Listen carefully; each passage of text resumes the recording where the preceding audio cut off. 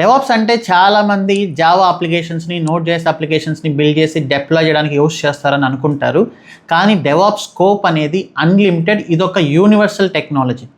డెవాప్స్ని web applications కోసం మాత్రమే కాదు, mobile applications like Android, iOS యాప్స్ని, డెస్క్టాప్ అప్లికేషన్స్ని, ఎనీ ఎలక్ట్రానిక్ డిజిటల్ ఎక్విప్మెంట్లో రన్ అయ్యే ఎంబెడెడ్ అప్లికేషన్స్ని కూడా బిల్డ్ చేసి డిప్లాయ్ చేయడానికి డెవాప్స్నే యూజ్ చేస్తారు. అయిపోయింది అనుకుంటున్నారా? లేదు, ఇంకా ఉంది. మెడికల్ ఎక్విప్మెంట్స్, ఆటోమోటర్స్, సైకిల్స్ నుంచి ఏరోప్లేన్స్, శాటిలైట్స్లో రన్ అయ్యే అప్లికేషన్స్ని కూడా బిల్డ్ చేసి డిప్లాయ్ చేయడానికి డెవాప్స్ని యూస్ చేస్తారు. మళ్ళీ అయిపోయింది అనుకుంటున్నారా? లేదు, ఇంకా చాలా ఉంది. ఒకవేళ నాకు ఒక టాస్క్ వచ్చింది అనుకోండి, మీ మేనేజర్ని, మీ క్లయింట్ని కూడా సర్వర్లో డిప్లాయ్ చేయండి అని, అది కూడా నేను డెవాప్స్ యూస్ చేసి చేయగలను. జోక్ అనుకుంటున్నారు కదా? లేదు, చాలా సీరియస్. బ్రెయిన్ కంప్యూటర్ ఇంటర్ఫేస్ అనే ఒక టెక్నాలజీ వస్తుంది. హ్యూమన్ బ్రెయిన్స్ని కంప్యూటర్స్తో సింక్ చేసే టెక్నాలజీ. దీనిపైన టెస్లా న్యూరాలింక్ అనే ప్రాజెక్ట్ ఆల్రెడీ స్టార్ట్ చేసింది. అది సక్సెస్ అయింది, ట్రయల్స్ కూడా జరుగుతున్నాయి.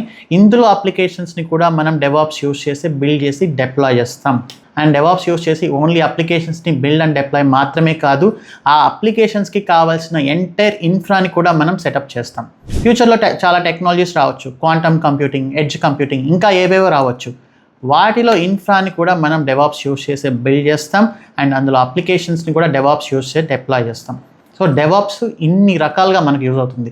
మన స్టూడెంట్స్ చాలామంది ఇలాంటి ఇంట్రెస్టింగ్ డొమైన్స్లో డెవాప్స్ ఇంజనీర్స్గా వర్క్ చేస్తున్నారు.